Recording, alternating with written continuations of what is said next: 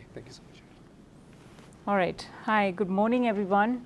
Thank you for coming. I know it's early, but I think you'll be excited about what I have to present today. So let me start with, okay, perfect. Let me start with autonomous enterprise. This is what I'm responsible for. I'm responsible for the autonomous enterprise for our customers and for our clients in Oracle. What is an autonomous enterprise? So that's what we're going to talk. Can't hear me. Can you hear me now? Is that better? Okay, good. Let me get started again then. Are you able to turn on both? I think so. This one's already on. It's already okay. Okay, we're good. So I'm responsible for autonomous enterprise, and I wanted to talk to you a little bit about what that means, right? This has been my experience in the last many years. So an autonomous enterprise, we're talking about AI and machine learning. And you know, AI and machine learning has been around for a while. It's no longer new. It's not brand new, at least. I remember joining Yahoo in 2005 timeframe, and I had just encountered big data in the size of like 15 petabytes of data, right? Bigger than the entire Library of Congress. And we were doing a lot of machine learning. Fast forward 2016, about 10 years later, we're still having discussions around big data, machine learning, AI. So why hasn't there been a much faster adoption? What's actually going on? Safe harbor. Let's talk about what an autonomous enterprise is. I'm going to define an autonomous enterprise as an enterprise that is prepared to tap into the power of machine learning and AI. They are AI ready. What does that mean? Right? And they know how to win using AI strategies. That's what an autonomous enterprise is. And again, I'll go through this and then we'll come back to my own personal experience around this. Artificial intelligence, you're here in the ML conference, you know what artificial intelligence is, but for the sake of people who don't know what it is, and this is an Oxford Dictionary definition, so it's not technical, but it is the theory and development of computer systems able to perform tasks normally requiring human intelligence. So this is not your regular programming. Visual perception, speech recognition, NLP, decision-making, random forest, other decision-making algorithms, and translating between languages. This is actually natural language intelligence. So that's artificial intelligence.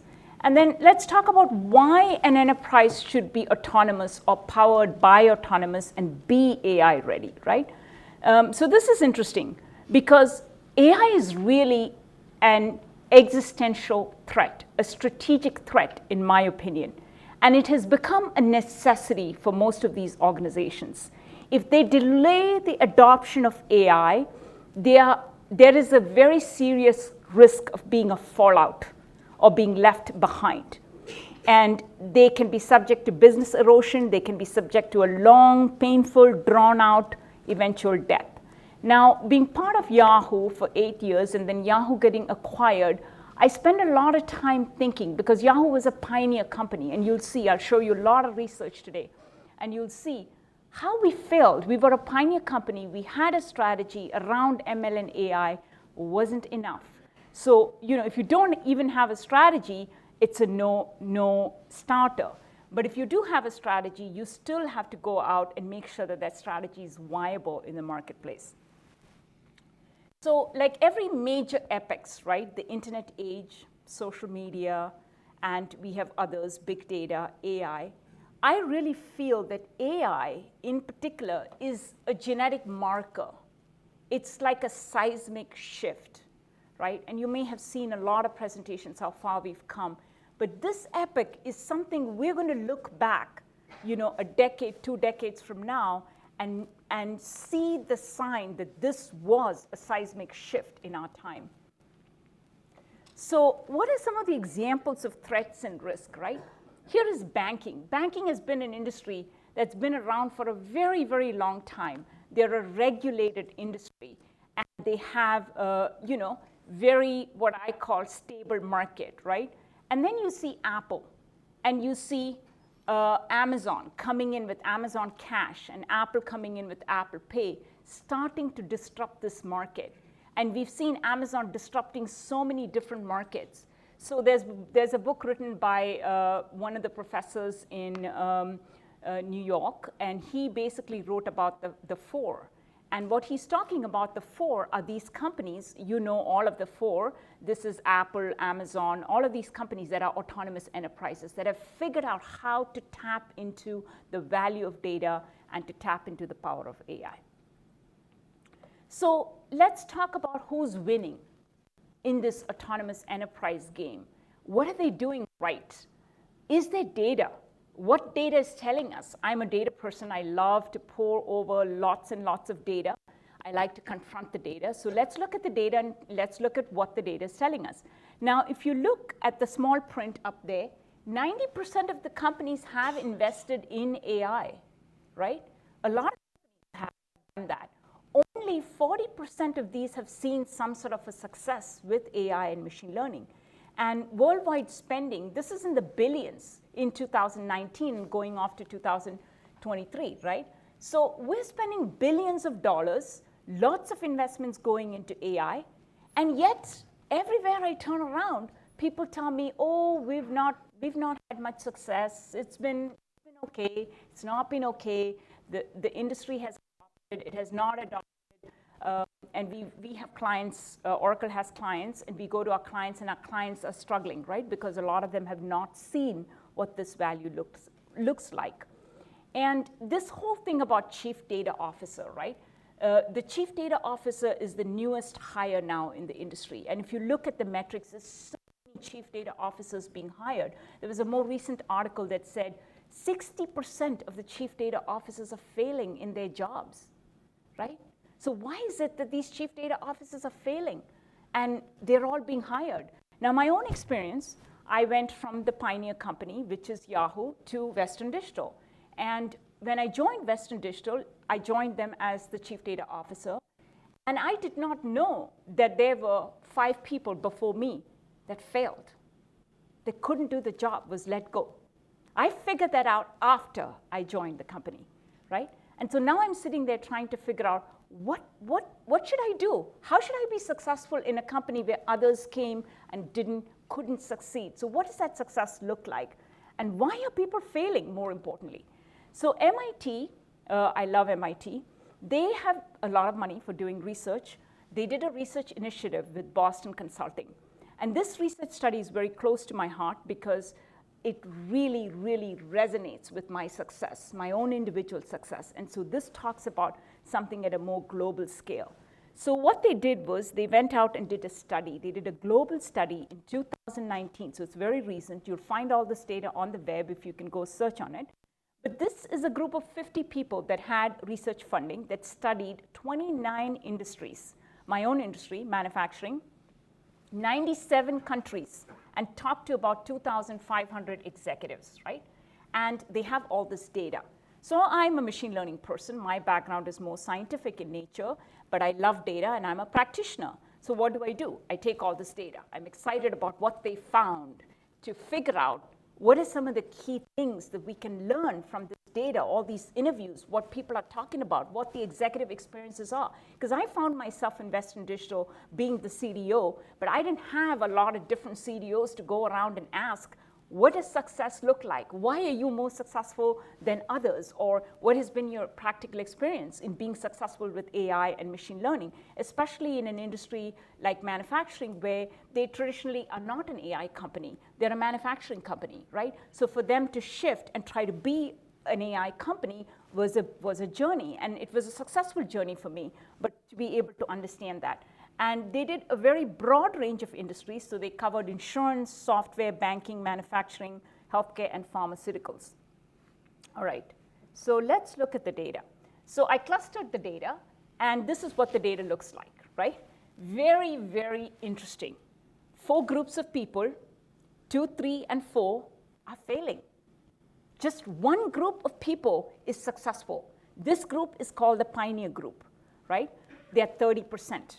30% are winning, and the others, investigators, experimenters, passive.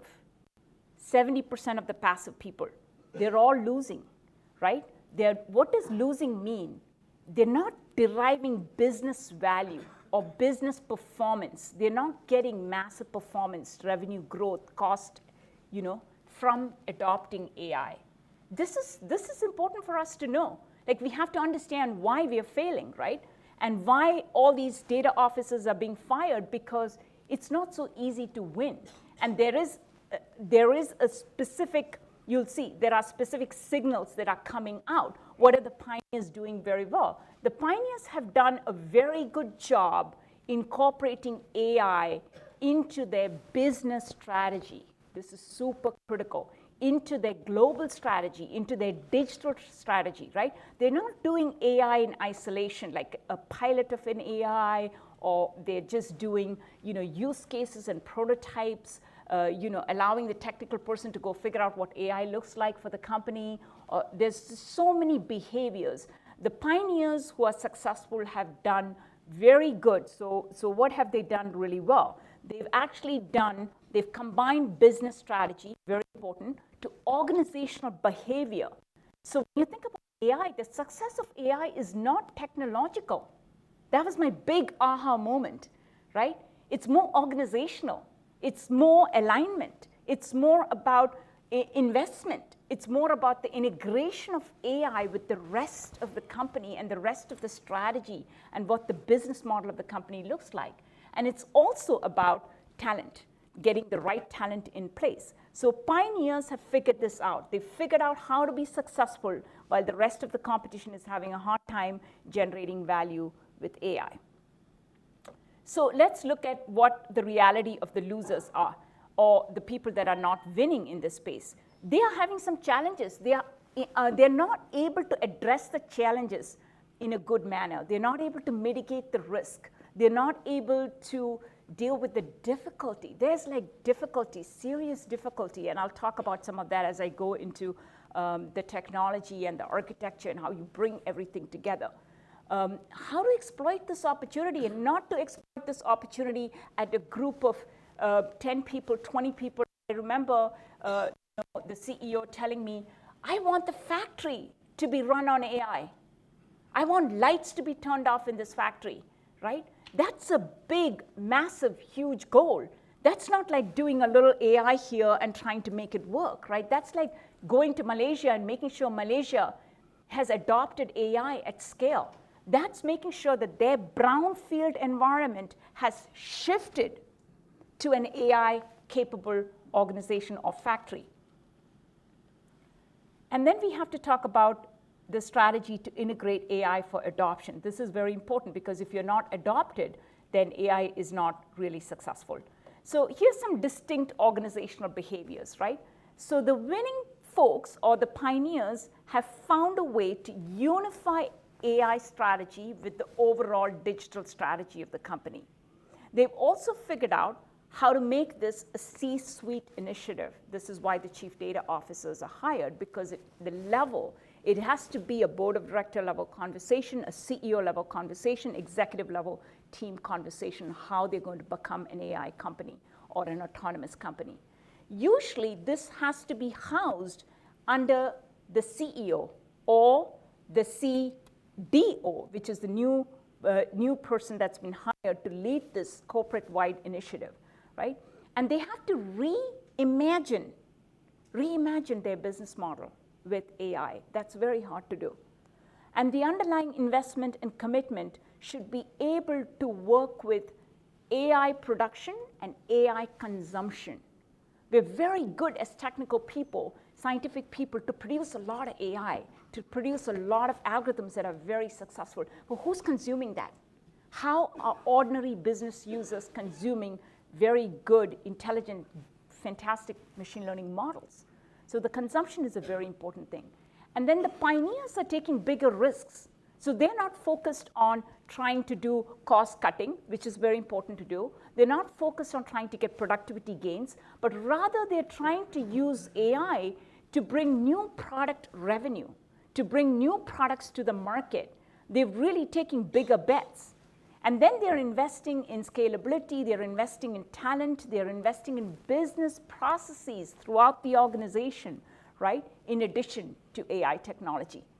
And some of the losing characteristics we are seeing is AI is not housed correctly. It's housed in the CIO. And CIO is a fantastic partner in an organization that has many different constituents, partnerships that need to be done. But traditionally, a CIO's office is more outsourcing software, and they are mostly doing vendor management relationships. So it's very difficult when the AI is housed under the CIO, and we are seeing data that's showing that it's not enough because there's not enough investment, or it's not successful, or it doesn't have enough focus. And then we are seeing things like, the kind of projects that is done in a CIO's office is mostly cost-cutting related, or it's mostly efficiency related. That is not as mission critical to the business model. And business owners, line of businesses, are taking matters in their own hands. That's why you see or hear that the CIOs are being disrupted in an autonomous enterprise. Why is that? Right? CIOs have been fantastic, and CIO organizations are very technology focused, but AI is not about the technology. AI is bigger than the technology. And then the CIO organization is having a hard time retaining top talent, because the people that come into these roles, the AI strategists, these are PhDs. They spend a lot of time crafting their art. Right? And so they cannot be spending time just trying to manage vendor relationships or project management. So we are seeing that as a distinct organizational behavior between the two. All right, so I'm going to talk a little bit about an example of people who transformed themselves to be autonomous. This is a pharmaceutical company. And what they did was they reimagined AI's effect on their business model, not just allowing their technology staff to go figure out a technical solution to the perceived threat of AI. Rather, they started thinking about AI as integrated with their main strategy. So their current model was delivery of things, drugs to the market, right? And they realized just delivering drugs to the market, just delivering products to the market will not make them successful in the world of AI, right? And their old approach was spend lots of dollars to discover, billions of dollars to discover a new drug and put the new drug to the market. That was their approach. Now their business model has changed. They have reimagined the possibility of healthcare. And their future model is talking about how do we do personalized healthcare? What does that mean? What kind of products should we bring to market as we think about personalized healthcare? How do we use AI for drug discovery? So again, for Western Digital, we spend a lot of time trying to figure out what's the new chip that needs to go to the market. And we spent 18 months trying to figure out all the permutation combination of all the materials, periodic tables, what cell structures we need to pull together to create the new, DRAM or storage class memory or other kinds of memory, right? And with AI, we can shorten that cycle. We can come to market a lot sooner. We can actually materially affect the model, the business model. So let's look at another example. This is Philips Healthcare.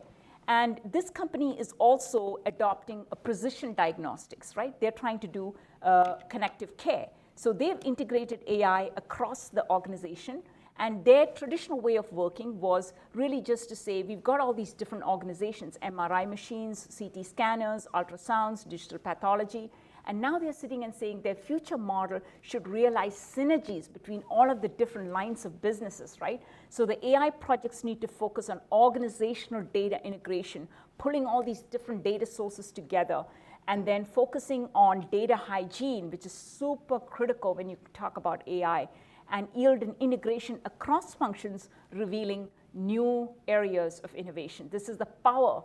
And I can tell you, year one in Western Digital and year two in Western Digital look completely different. Year one, I started out as a passive, losing category. And by year, thank you. And by year 5, we are here. We go fast. Creating the talent ecosystem, you all know about this. Conventional approach to hiring, skilling, upskilling, reskilling, and so on and so forth. Just relying on internal talent is not enough. Pioneers make large investments in talent, large investments in their approach to talent. They think outside the box. They overcome resistance. Aligning the consumption and production. This is critical. Very little time, but I would really love to share why your architecture is super critical to making the consumption and the production happen. So if the investment for consumption and production should align. When it comes to consumption, our investments are lacking. So then the consumption falls apart. It doesn't actually work. And so the underpinning of an artificial intelligence comes from breaking down silos. Most of the companies that we look at, these companies have history. They have all historical data. So it's not easy to just start from scratch. It's a brownfield. And you have to be able to look at is plus new data. So traps, this is super critical. This is my own personal learning, right?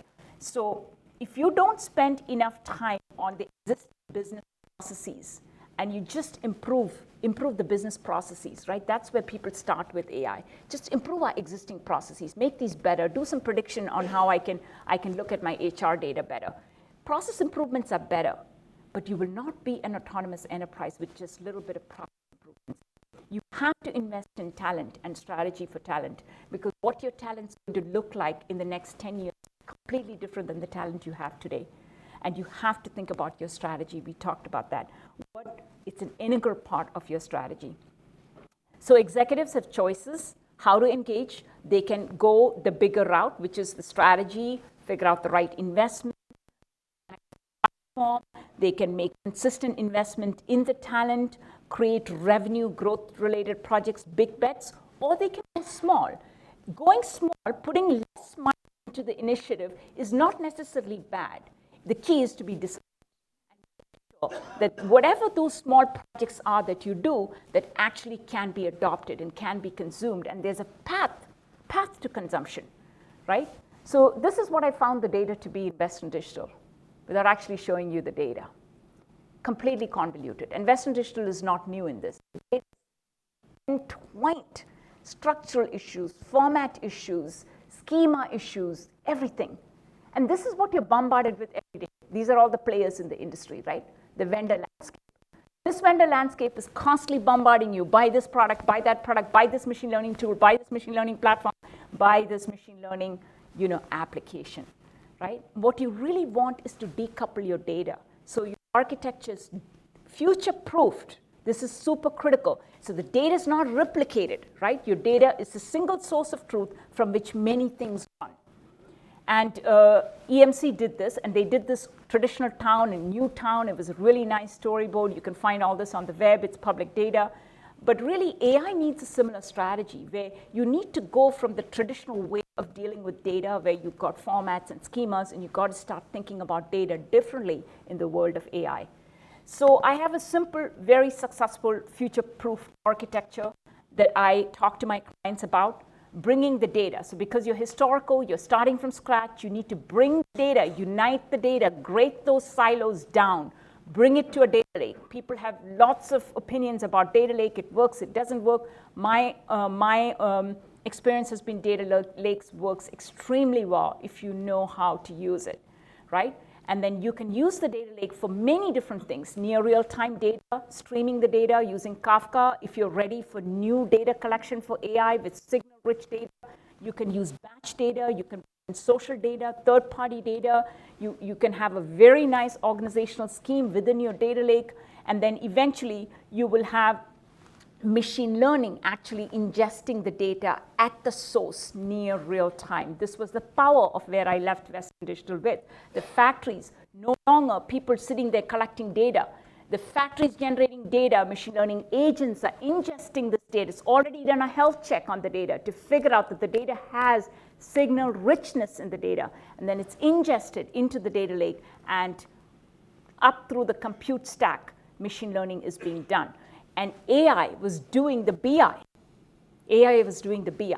Now, AI is not perfect. There's always 10% that AI cannot do, right? And so that's where you bring in subject matter experts, or you try to figure out, how to optimize that 10%, right? Because it's probability, it's math. You're not going to get it all done through AI. So you still have to leave a little room for humans and for root cause analysis and all of these other things. But 80% of my reporting was done by AI. When I tell people AI can do your BI. They look at me and go, what is that? What does that mean? Right? They don't know what that means. It's because you have to have end-to-end cognitive automation for that to occur. Oracle has a big data and AI platform vision. You can look that up, and if you need help around any of Oracle's products, feel free to ping me. And that's everything I have. So I'm on time, I hope. All right. Thank you. Questions? Please come out here. Again, thank you so much, Janet, for a very Very welcome. for a very good presentation. One question, is it working?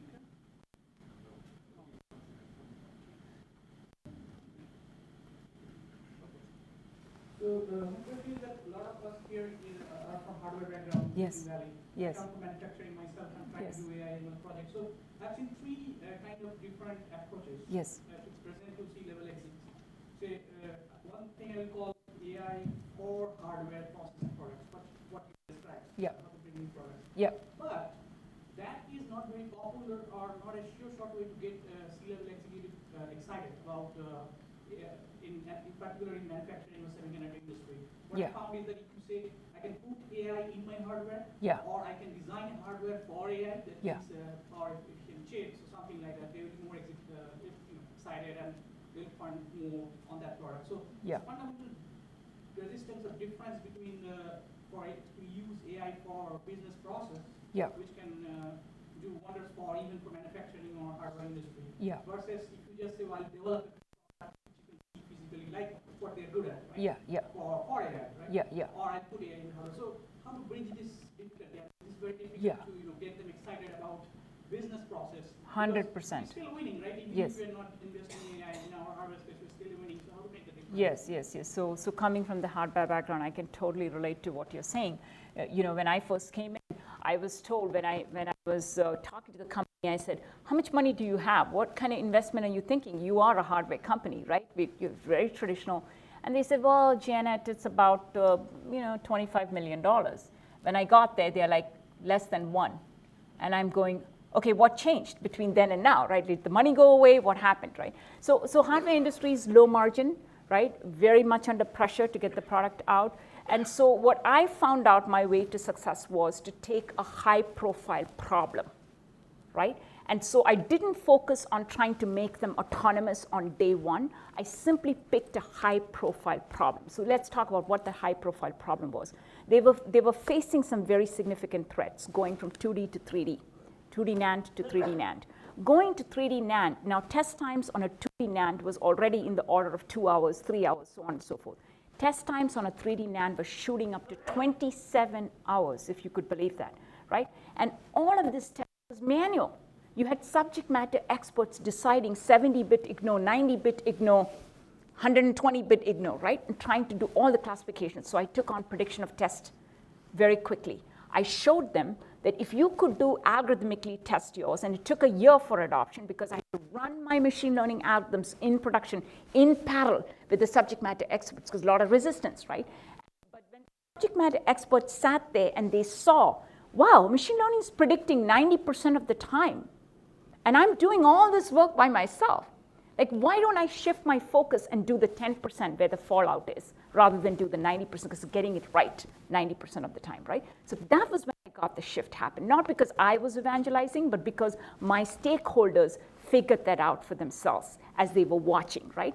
Shortly after that, I went on to take bigger ticket items like failure and how to bring new product to market. Like, what's that combination look like when we go into a joint venture with our partner Toshiba and spent 18 months trying to figure out what that new product should look like, right? That came year 3, year 4, right? It didn't come in year 1 or 2. So when you're starting out as a passive and trying to make headway, really just go after some juicy problems. And executive teams love to see.